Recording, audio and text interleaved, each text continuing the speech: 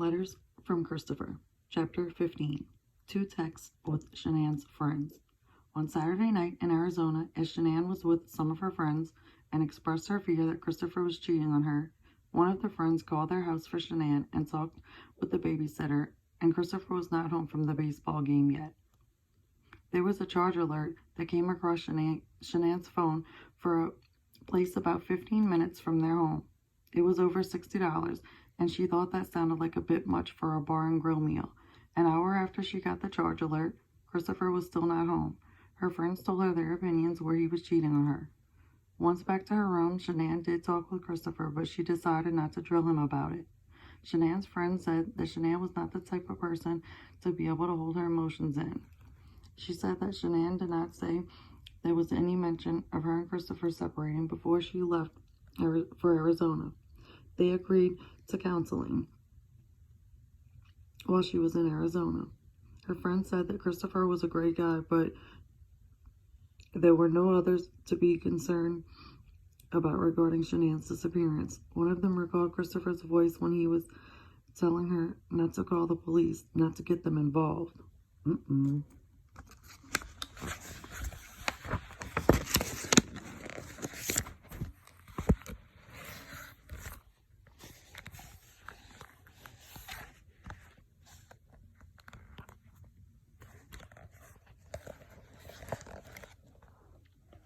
One of them said that Christopher refused to pull his work truck into the driveway. One of the friends and her husband stayed with Shanann and Christopher at the end of May 2018. She offered to park her car on the street to allow Christopher to park in the driveway, but he declined. He said that he never pulled in the driveway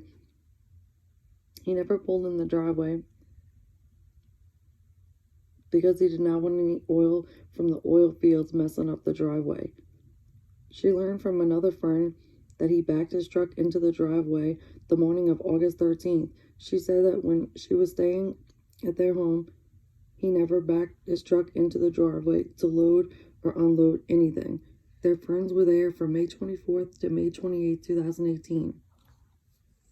She saw him come home from work Thursday evening, and he did not pull into the driveway. He left for work Monday morning, Memorial Day, and his truck was gone before she left.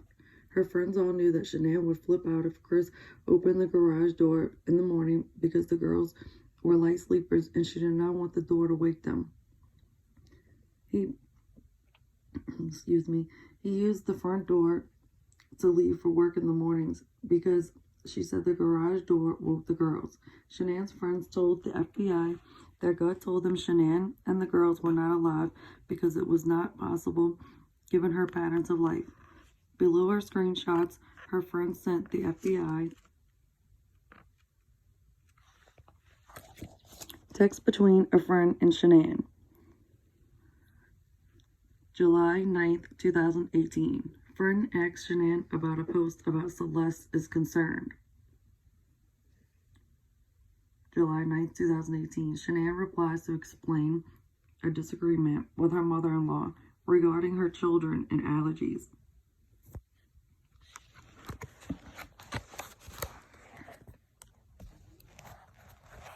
Shanann says her mother-in-law, have had it out for 8 years.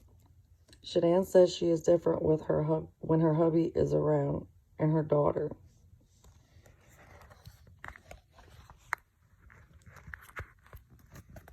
Shanann says her daughter is the golden child, and so are her kids. Shanann says Christopher was chopped liver his whole life. Friends suggest Christopher confront his mother. July 15th, 2018. Shanann says she got home from Celeste's birthday party and the in-laws were no-shows. Shanann says they are out of her kid's life now. Shanann says they are out of her kid's life now. Shanann says she wants to block them. Friend says she would keep them on Facebook but would not talk to them or make it a point to be around them for anything. Shanann says she does not ever want to see them again. August 3rd, 2018. Friend asks Shanann if she got all her messages. Shanann responds that she did and that it has been a rough day.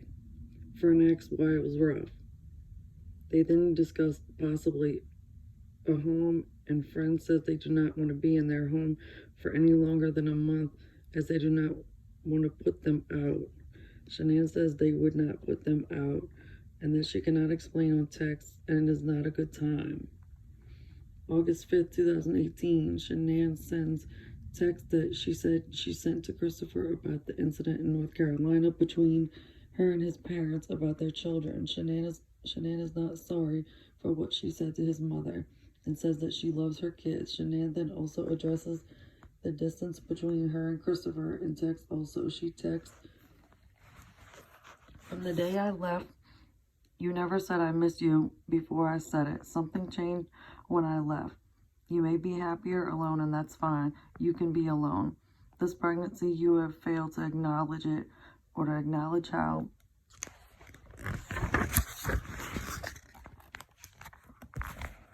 I'm feeling. For the first trimester is the scariest and most dangerous, yet we can lose the baby at any point till delivery. I'm not going to be treated this way for having the balls to protect our family and kids. I should get a gold fucking medal for handling it in the way I did, because I had a lot of choice words I wanted to say to her and your dad for his stupidity. No one stands up to your mom and dad for that. He's just as guilty by not doing anything.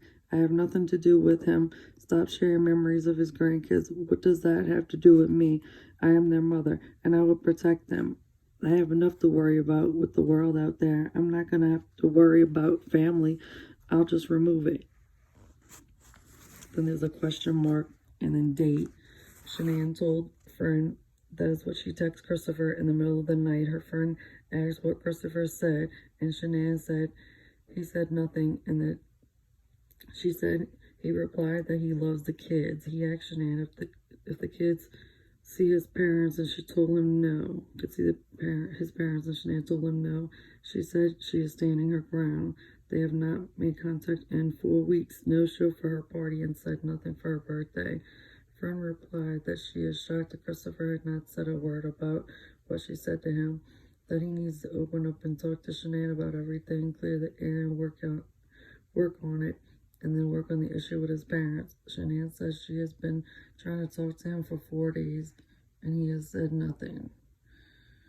In return, Shanann says it's okay. Fern asks if that is really what she and he wants. Shanann says it is not, but she is also not going to live like this.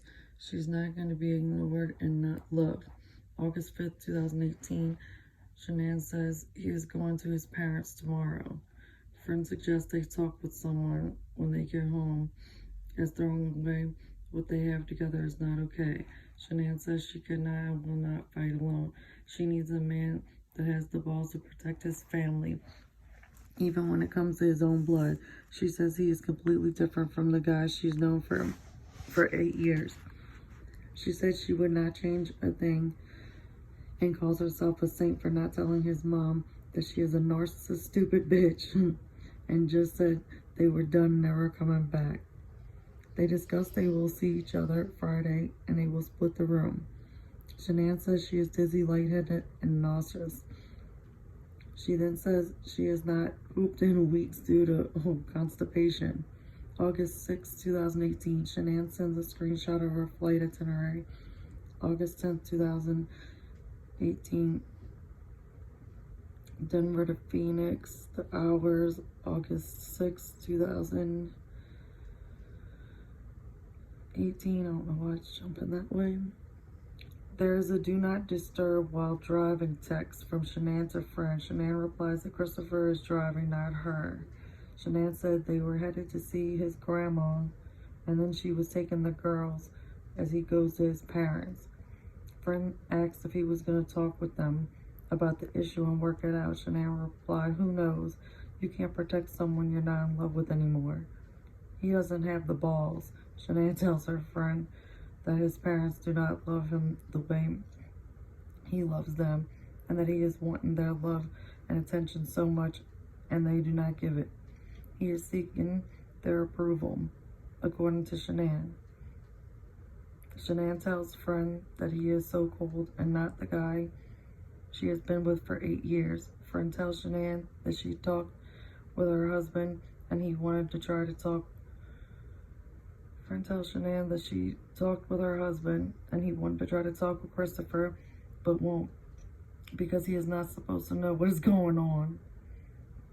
Shanann texts, I told him I don't know who this person is, but the person I left 7 weeks ago would have answered differently.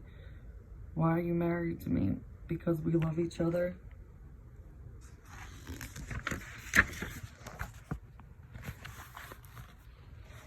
He said that's all he could think of to say at the moment. I told him why I married him and why I'm still married to him. I said, you love me because I'm the mother of your kids. You're not in love with me. I told him I think he enjoyed single life too well, and that I think he may realize he prefers to be alone. He's not in love with me. A person still madly in love can find a way to say. He responded, I don't want to lose the kids. I wanted to walk away in tears since I couldn't take any more.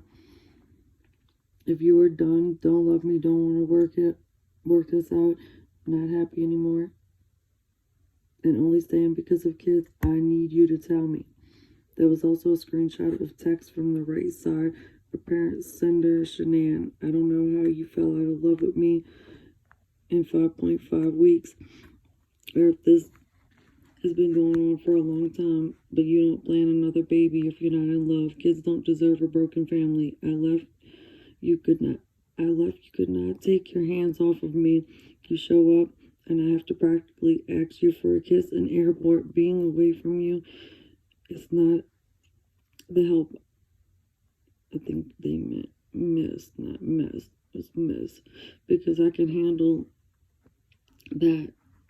It was exhausting, but with school, that's not hard. I miss the smell of you watching TV with you. I miss staring at you.